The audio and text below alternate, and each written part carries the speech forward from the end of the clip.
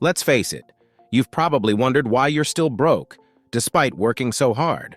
Why does it feel like no matter how much money you make, it slips through your fingers faster than sand at the beach? Spoiler alert, it's not just about how much you earn. Even millionaires go broke. The real problem lies in something deeper, your psychology of money. How you think about money is just as important as how much you make, or maybe even more important. Think about it. Lottery winners often lose it all in just a few years, while self-made millionaires can lose everything and bounce back stronger than ever. This video is all about exploring why you're still broke and the psychology behind this. But this isn't some dry lecture. Nope.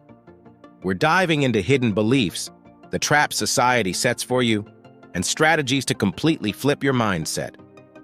By the end of this video, you'll see exactly why you've been stuck and how to finally break free. Are you ready to escape the paycheck-to-paycheck cycle and start building the wealth you deserve? Subscribe to the channel and let's jump in. Let's start with the first money psychology, your relationship with money. Is it love or war? Think about money as if it's a relationship. If you treat it with indifference or hostility, guess what? It's not going to stick around. But if you nurture it, respect it, and work to understand it, it'll grow with you. Most people see money as a necessary evil. Bills again. Or, money is the root of all evil, they say. But that kind of thinking is sabotaging you. Money isn't inherently good or bad, it's a tool. And tools amplify whatever you choose to do with them. Here's the deal. If you see money as something scary or unattainable, your brain will subconsciously push it away. Studies even show that people who have negative beliefs about money are less likely to save, invest, or create wealth. Imagine your mindset as the soil and money as the seed. If your soil is dry, rocky, and full of weeds like fear and resentment, the seed has no chance to grow. But if you cultivate your soil with positivity and knowledge, your financial garden will flourish. Saving money isn't always the ultimate goal. Shocking, right? But here's the thing. Hoarding money without a plan for growth is like locking it in a vault. It stagnates. Wealth isn't about saving every penny, it's about making those pennies work for you. Start reframing your thoughts. Instead of saying, "I can't afford this," ask, "How can I afford this?" This simple shift can spark creativity and open up opportunities you didn't even see before. Up next, the myth of hard work alone and why it might be keeping you broke. You just need to work harder, they say. Well, here's the hard truth. Hard work alone doesn't guarantee wealth. Think about it. Who works harder? The janitor cleaning 10 floors of an office building or the CEO sitting in their air-conditioned corner office? We've been sold the idea that hard work equals success, but the reality is that hard work is only part of the equation. The wealthy focus on leverage, not labor. They find ways to multiply their efforts, whether through investments, systems, or networking. Let's break it down. A construction worker might put in 12-hour days, earn $50,000 a year, and feel stuck. Meanwhile, a tech entrepreneur can work the same hours, but leverage software and teams to generate $500,000. The difference? One is working for money, the other is making money work for them. Here's a controversial take. Hustle culture is overrated.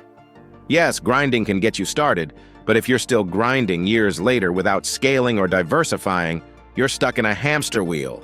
Think of hard work as digging a ditch with a spoon.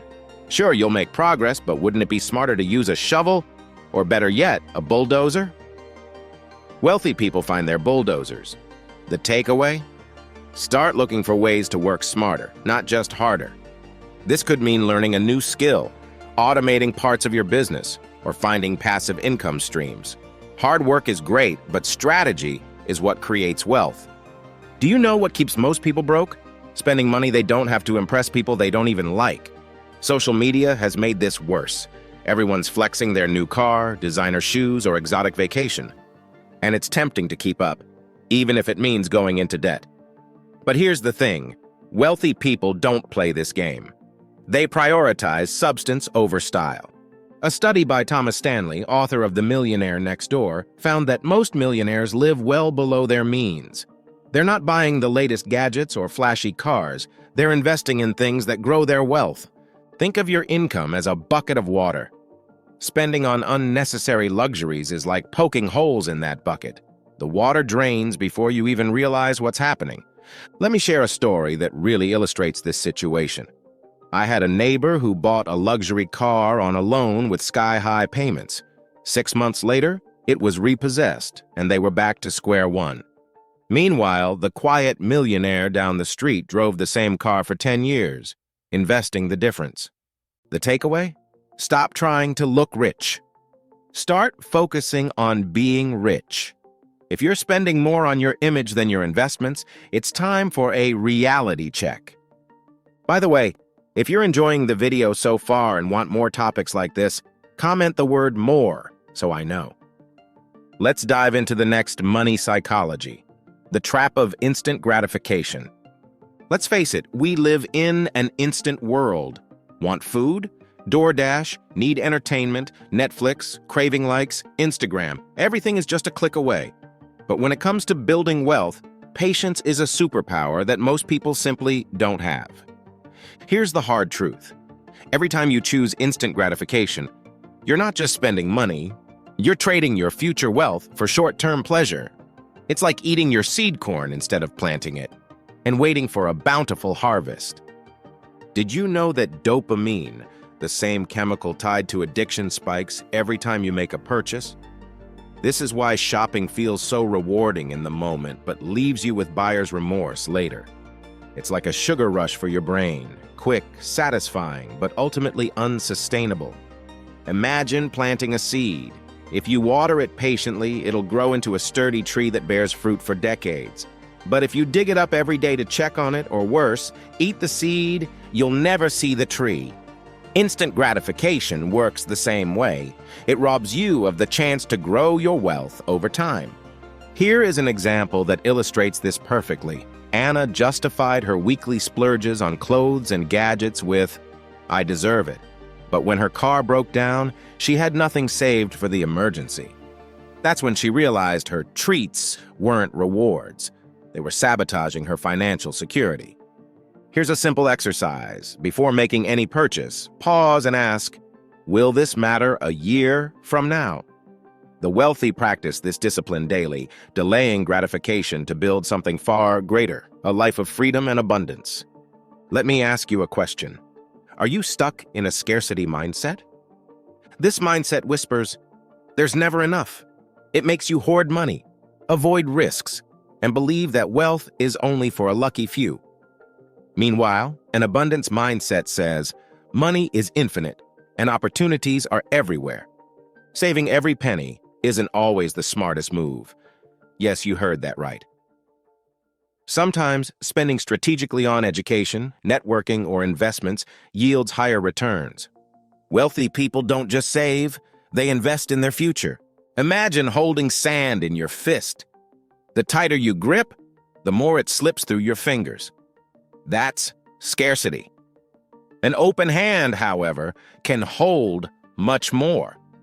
Studies show that people with a scarcity mindset are more likely to make impulsive decisions, like borrowing at high interest rates or settling for low-paying jobs. An abundance mindset isn't about being reckless. It's about seeing possibilities instead of barriers. My cousin once refused to invest in a course that could have doubled his income because he didn't want to waste money. A year later, he regretted it after seeing his friend who took the same course thrive. Sometimes, investing in yourself is the smartest move you can make. All right, let's switch gears and talk about the fear of investing. Why do so many people avoid investing? It's simple.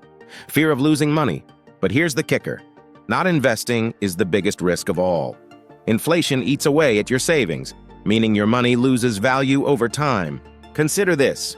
If you had saved $10,000 in 1990 and left it untouched, its purchasing power today would be less than $5,000 due to inflation. But if you'd invested that $10,000 in the S&P 500, you'd have over $100,000 now. Imagine leaving an ice cube out on a hot day.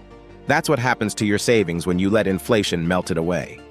Investing, on the other hand, is like putting that ice cube in a cooler it preserves and grows your wealth. A friend of mine once said, investing is gambling. I showed him the difference. Gambling is random, but investing is calculated. After his first year of consistent investments, he was hooked. The psychology of money teaches us that fear and ignorance are expensive luxuries. Up next, let's dive into the power of financial education. You don't need an Ivy League degree to master money, but you absolutely need to learn the rules of the game. Think of financial education as the ultimate life hack. It's the difference between barely surviving and truly thriving. Schools teach us how to dissect frogs, but not how to dissect a bank statement. They drill us on quadratic equations, but skip the basics of credit scores. It's no wonder that a 2020 study found 60% of Americans can't pass a basic financial literacy test. The irony? Those who understand money aren't necessarily the smartest, they're the ones who took the time to learn.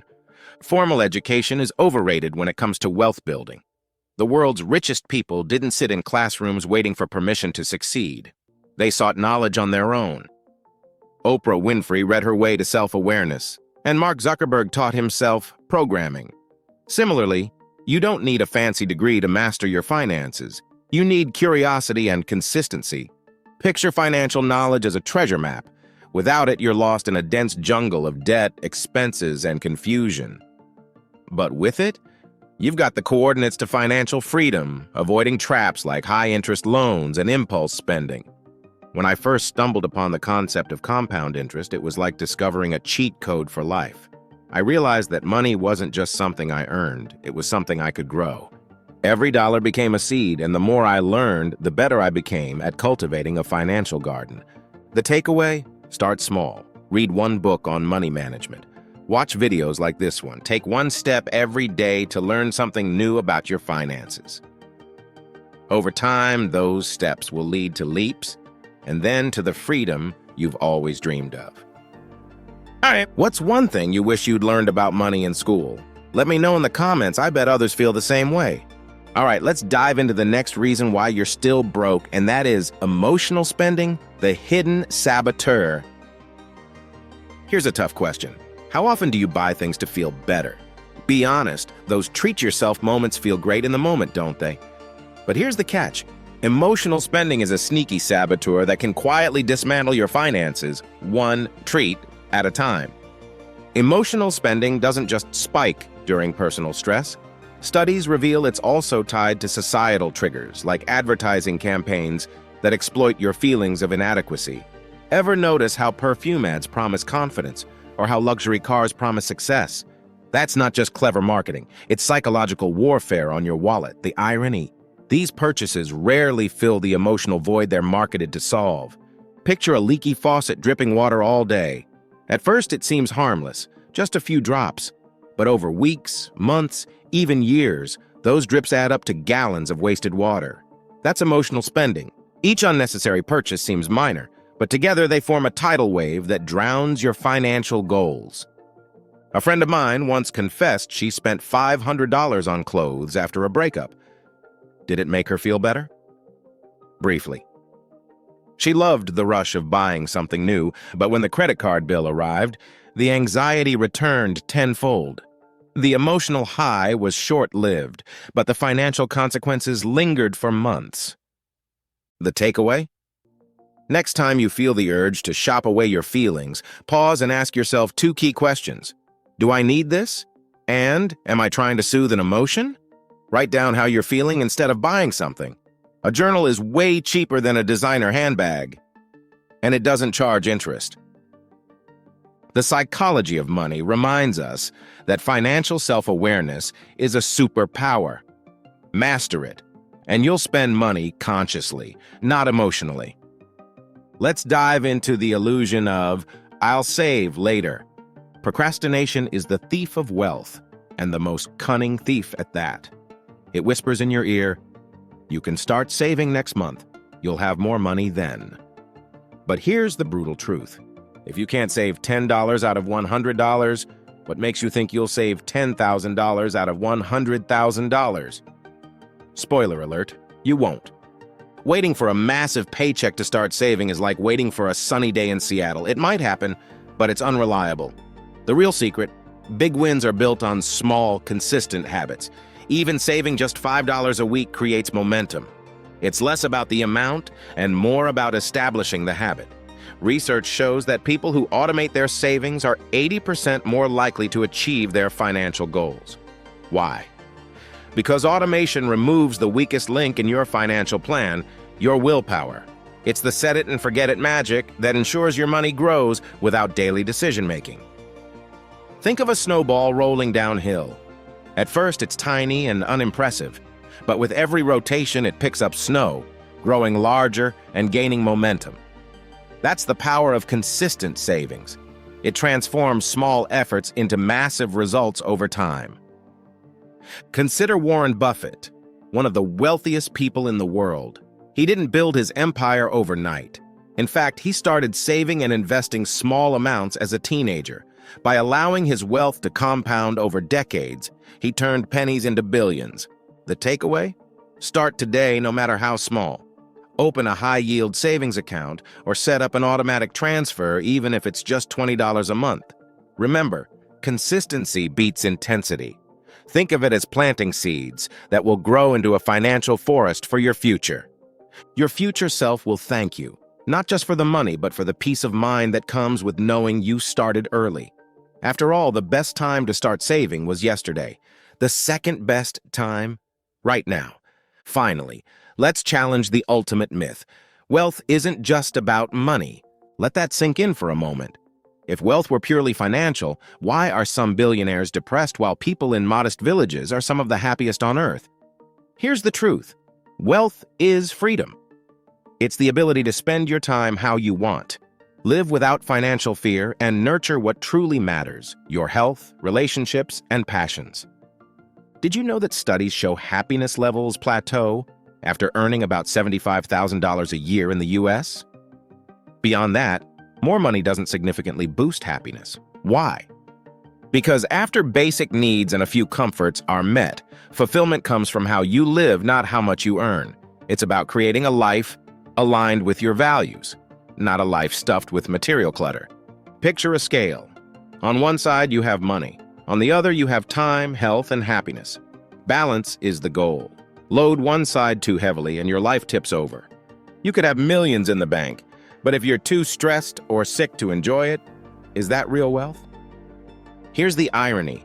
Chasing money for the sake of it often leads to burnout, broken relationships, and poor health.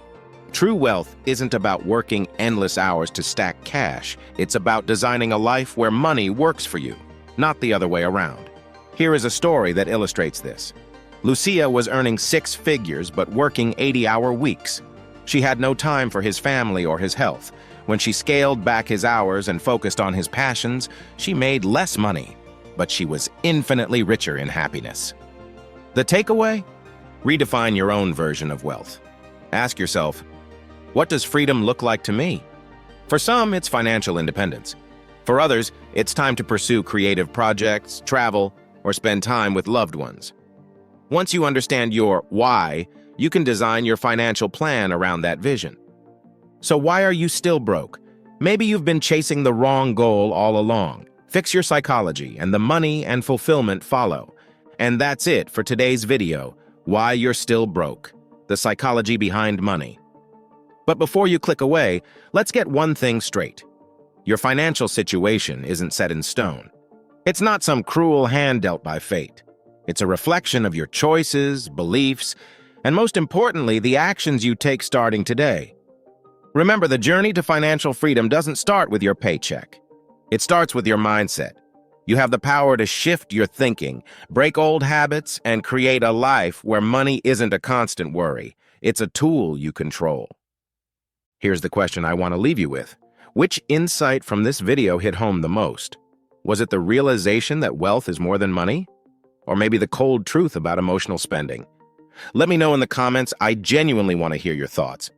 And if you found this video helpful, I highly recommend checking out my next video, which complements this one perfectly. Subscribe to the channel. Share this with someone who needs a wake-up call about their financial habits, because together, we're not just learning about money, we're changing lives. Let's turn your money from your biggest stressor into your greatest ally, and let's make it happen together. Thanks for watching, and see you in the next video.